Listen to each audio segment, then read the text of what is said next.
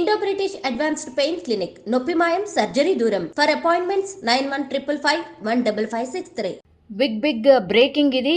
ఎందుకంటే హిమాలయాల దేశం ఏదైతే చెప్తూ ఉంటామో నేపాల్లో మరోసారి భూమి కంపించింది. మంగళవారం ఉదయం ఎగ్జాక్ట్లీ 6:35 ప్రాంతంలో భూమి అయితే కంపించిన పరిస్థితి. ఇది రెక్టర్ స్కేల్పై 7.1గా నమోదైన పరిస్థితి. అంటే చాలా భారీ ఎత్తునే భూకంపం అని కూడా చెప్పొచ్చు. కొన్ని క్షణాల పాటు భూ ప్రకంపనలు అంటే తెలిసిన పరిస్థితి. అంటే చాలామంది భయాందోళనకు గురయ్యారు. ఎందుకంటే పొద్దున్నే లేవగానే భూకంపం సంభవించినట్టు. సో ఇళ్ళ నుంచి చాలామంది అయితే బయటకు పరుగులు తీసిన పరిస్థితి అయితే కనిపిస్తోంది.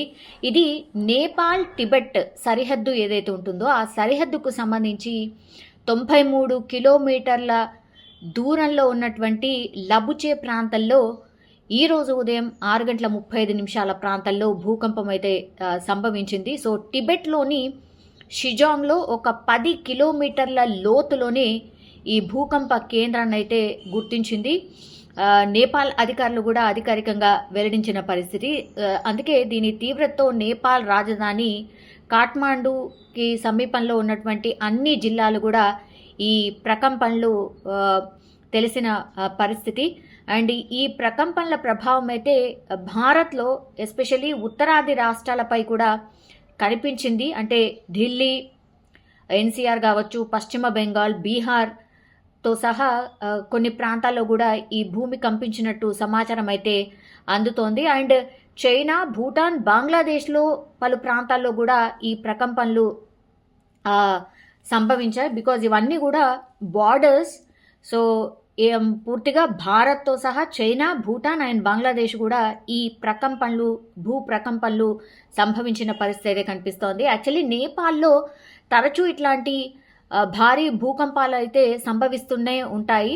అయితే 2015 ఏప్రిల్లో ఇక్కడ 7.8 తీవ్రతతో భూకంపం సంభవించింది. అప్పుడు దాదాపుగా 9,000 మంది ప్రాణాలు కోల్పోయిన పరిస్థితి. అది ఎవరు కూడా మర్చిపోలేటువంటి సిచ్యువేషన్. బట్ 2015 తర్వాత ఇంత పెద్ద ఎత్తున ఇంత భారీ మొత్తంలో మళ్ళీ భూ ప్రకంపనలు ఇప్పుడే అనుకోవచ్చు. అది ఆ తీవ్రత 7.1గా ఆ తీవ్రత అయితే నమోదైంది.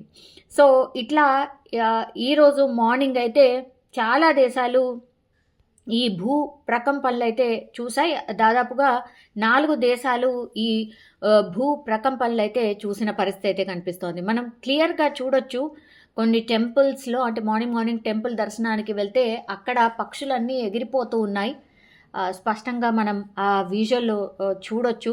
టెంపుల్లో ఉన్న వాళ్ళు ఒక్కసారిగా భూమి ఇట్లా ఊగేసరికి ఒకసారి ఆగి ఏం జరుగుతుందా ఏంటా అని చూసిన పరిస్థితి అయితే కనిపిస్తోంది. ఆ భూ ప్రకంపనలు ఎంత తీవ్రంగా ఉన్నాయంటే మంచిగా స్పష్టంగా తెలిసింది.